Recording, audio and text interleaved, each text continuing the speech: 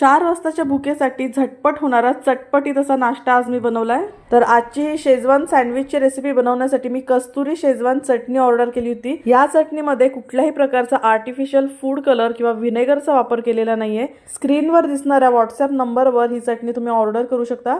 शिवाय डिस्क्रिप्शन बॉक्समध्ये डिटेल्स दिलेले आहेत, ते एकदा नक्की चेक करा। तर ब्रेडला ही कस्तुरी शेजवान चटणी मी व्यवस्थित स्प्रेड करून घेतली आहे। त्यावर घातलाय बारीक चिरलेला कांदा, कोथिंबीर आणि किसलेला गाजर। बारीक चिरलेली कांद्याची पात घालून थोडंसं मीठ लावायचं आणि हे सँडविच तुम्ही असंच देखील ग्रिल करू शकता। पण आज मी इथे बॅटर बनवलं आहे डाळीच्या पिठाचं।